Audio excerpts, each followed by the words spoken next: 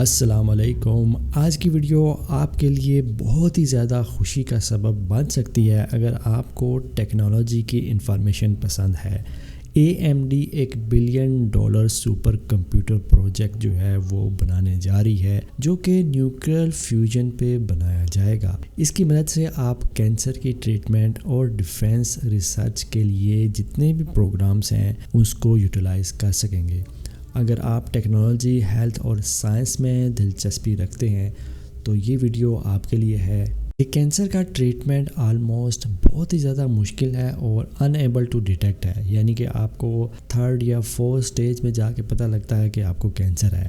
پر یہاں پہ USA امریکہ نے اور AMD نے مل کے اس پروجیکٹ کو سٹارٹ کیا ہے تاکہ کمپلیکس سائنس کو سمجھا جا سکے اور بہت ہی تیزی سے اس کا سلوشن بھی نکالا جا سکے۔ اس کا پرپز ہم ڈیفائن کریں تو اس کمپیوٹر کو بنانے کا پرپز یہی ہے کہ ان کا کہنا ہے کہ جو فیوژن پروسیس میں استعمال ہوتا ہے اس کا بیہیویئر کافی زیادہ انسٹیبل ہوتا ہے۔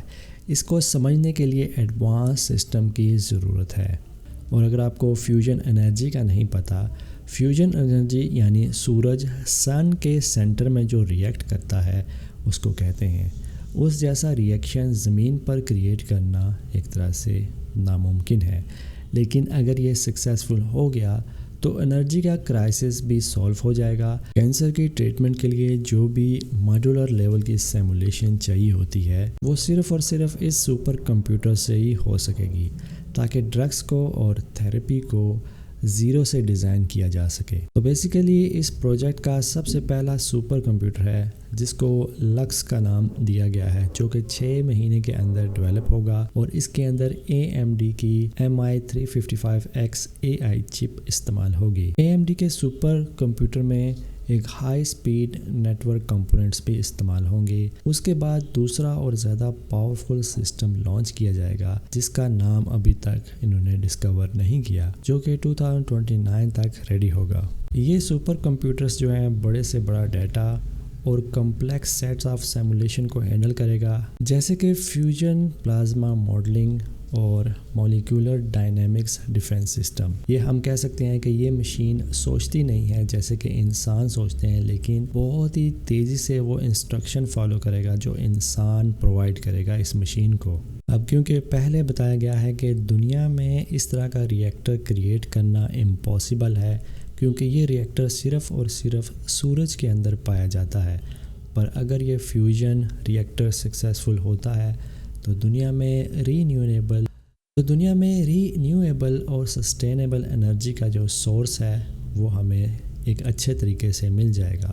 ساتھ میں کینسر کی ٹریٹمنٹ اور باقی میڈیسن کو بہت ہی تیزی سے ہم پریسائز کر سکیں گے، یعنی کہ ہم سم ٹائم ڈاکٹر کے جاتے ہیں تو ڈاکٹر ہمیں اپنی طرف سے کچھ احتیاطی میڈیسن دے دیتے ہیں، انہیں پرفیکٹلی پتہ نہیں ہوتا کہ اس میڈیسن سے علاج ہوگا کہ نہیں۔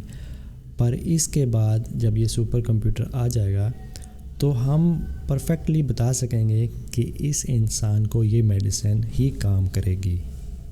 جو بھی اکانومی میں ڈیفالٹ آتے ہیں، جو بھی اکانومی کی انسٹیبلٹی نظر آتی ہے اس کو بھی ریزولو کرنے کی کوشش کرے گا، اور ایجوکیشن اور ریسرچ کو یہ بہترین طریقے سے پرفارم کرے گا۔ کیونکہ ہم اگر یونیورسٹیز اور لیبس میں اگر ہم لیبس میں اپنے کوئی بھی ٹیسٹ کرواتے ہیں تو وہاں پہ بہت ہی زیادہ ٹائم لگتا ہے اور سم ٹائم میجرمنٹس اوپر نیچے آتی ہیں۔